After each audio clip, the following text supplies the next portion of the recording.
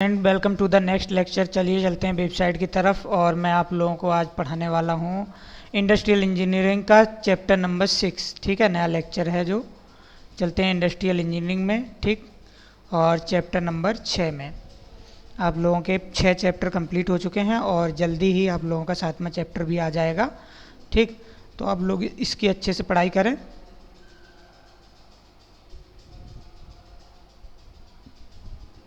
Start quiz पे click करते हैं तो पहला क्वेश्चन है, अवित्तीय प्रेरणा के अंतर्गत श्रमिकों को प्रदान की जाती है नगद मुद्रा, विभिन्न सुविधाएं, दोनों या इनमें से कोई नहीं। देखो, एक होता है हमारा वित्तीय, एक होता है अवित्तीय। अवित्तीय को बोलते हैं प्राइवेट। ठीक है, तो प्राइवेट में हमें विभिन्न सुविधाएं प्राप्त की जाती हैं, मतलब प्रोवाइड कराई जाती हैं।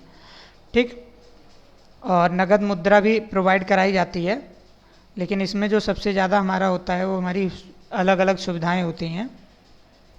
चलिए चलते हैं नेक्स्ट क्वेश्चन पे। नेक्स्ट क्वेश्चन है, सहभागिता पद्धति में श्रमिक को बोनस मिलता है।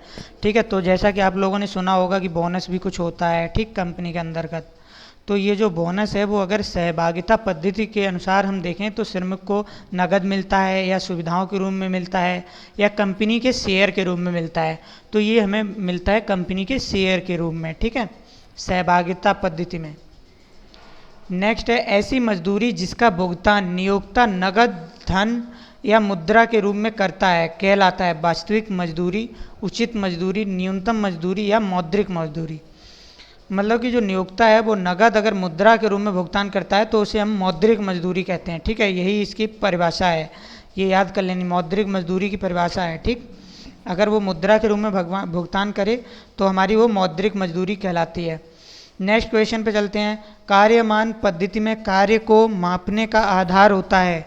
मतलब कि किसी भी वर्कर के कार्य को कैसे नापें, मात्रा एवं गुणवत्ता, समय, दोनों या इनमें से कोई नहीं। ठीक, तो इसमें हम जो मतलब कि जो वर्कर काम करता है वो कितनी मात्रा में या क्या गुणवत्ता हमें बना के दे रहा है, उन दोनों चीज़ों की ही हम मेजरमेंट करते हैं। ठीक है, नेक्स्ट क्वेश्चन पे चलते हैं, श्रम की पूर्ति स्वरूप सेवा आयोजक द्वारा प्रदान की गई नगद मुद्रा एवं अन्य सुविधाओं को कहते हैं। मतलब कि जो नगद मुद्रा और अन्य सुविधाएं जो मिलती हैं उन्हें क्या कहते हैं, मौद्रिक मजदूरी या वास्तविक मजदूरी। इसे हम बोलते हैं वास्तविक मजदूरी। ठीक है, नेक्स्ट क्वेश्चन पे चलते हैं, किसी मजदूर अथवा कर्मचारी के द्वारा किए गए कार्य के प्रति दान स्वरूप दी गई मुद्रा कहलाती है। मतलब कि कोई भी मजदूरी या कर्मचारी है उसके द्वारा मतलब कि जो मुद्रा दी जाती है दान स्वरूप, उसे क्या बोलते हैं, मजदूरी बोलते हैं। ठीक है, नेक्स्ट क्वेश्चन है, न्यूनतम आवश्यकताओं के साथ मानवीय स्तर भी बनाए रखने के लिए जो मजदूरी श्रमिकों को दी जाती है उसे कहते हैं वास्तविक मजदूरी, न्यूनतम मजदूरी, निर्वाह मजदूरी या उचित मजदूरी। मतलब कि न्यूनतम आवश्यकताओं के साथ अगर कोई भी मजदूरी दी जाती है तो उसे हम बोलते हैं निर्वाह मजदूरी। मतलब कि जिसमें अपने जीवन को आसानी से चला सके मजदूर। उसके बाद होता है, श्रमिक की निम्नतम आवश्यकताओं की पूर्ति हेतु प्रदान की जाने वाली मजदूरी कहलाती है वास्तविक मजदूरी, न्यूनतम मजदूरी, उचित मजदूरी या निर्वाह मजदूरी। मतलब कि उसकी अगर निम्नतम आवश्यकताओं को पूर्ति करे तो वो हमारी न्यूनतम मजदूरी होती है। ठीक है, चलिए चलते हैं नेक्स्ट क्वेश्चन पे। एमारसन पद्धति में बोनस निर्भर करता है। एमारसन एक पद्धति बनाई गई है, जैसे डिफरेंट पद्धति हैं, इनमें किस पर बोनस मिलेगा कंपनी में। ठीक, श्रमिक की दक्षता पर, उपस्थिति पर या फिर उसके मूल्यांकन पर। तो श्रमिक की जो दक्षता होती है तो वो हमें एमारसन पद्धति पर बोनस दिलाती है। नेक्स्ट क्वेश्चन है, सामयिक दर पद्धति में कार्य को मापने का आधार होता है समय, मात्रा, गुणवत्ता या इनमें से कोई नहीं। मतलब कि समय के अनुसार सामयिक दर पद्धति में कार्य को मापने का आधार होता है। तो सिंपल सी बात है कि सामयिक दर पद्धति है तो उसको मापने के लिए हम समय का ही प्रयोग करेंगे।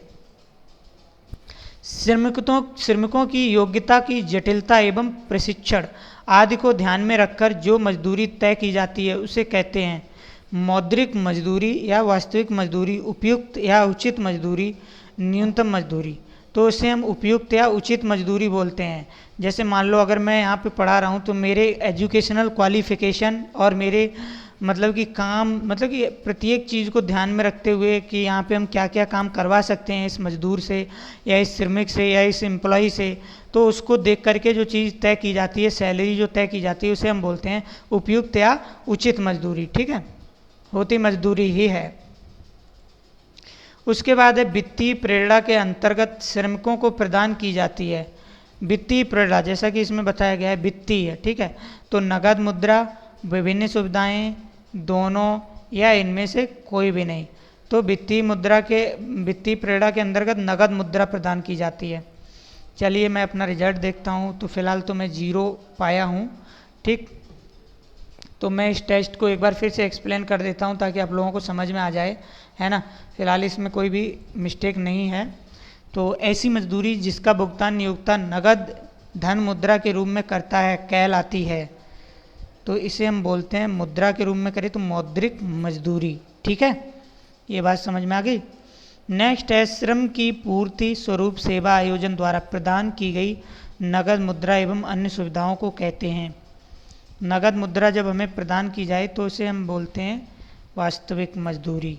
ठीक है, नेक्स्ट अगर चला जाए, न्यूनतम आवश्यकताओं के साथ मानवीय स्तर पर भी बनाए रखने के लिए जो मजदूरी श्रमिकों को दी जाती है उसे हम बोलते हैं, मतलब कि न्यूनतम मजदूरी नहीं, निर्वाह मजदूरी, मतलब कि उनको बनाए रखने के लिए, मतलब कि उनको चलाए रखने के लिए अगर मजदूरी दी जाती है तो उसे हम न्यूनतम मजदूरी बोलते हैं। नेक्स्ट क्वेश्चन पे चलते हैं। सहभागिता पद्धति में श्रमिक को बोनस मिलता है नगद रूप में, सुविधाओं के रूप में, कंपनी के अंश के रूप में। ठीक है, नेक्स्ट क्वेश्चन पे चलते हैं। सामयिक दर पद्धति में कार्य को मापने का आधार होता है। सामयिक दर जैसा कि मैंने पहले भी अभी बताया था, तो ये समय ही होता है। ठीक है, नेक्स्ट हम चलते हैं। MR सन पद्धति में बोनस निर्भर करता है श्रमिक की दक्षता पर। श्रमिकों की योग्यता, उद्योग की जटिलता एवं प्रशिक्षण आदि को ध्यान में रखकर जो मजदूरी तय की जाती है उसे कहते हैं उपयुक्त या उचित मजदूरी।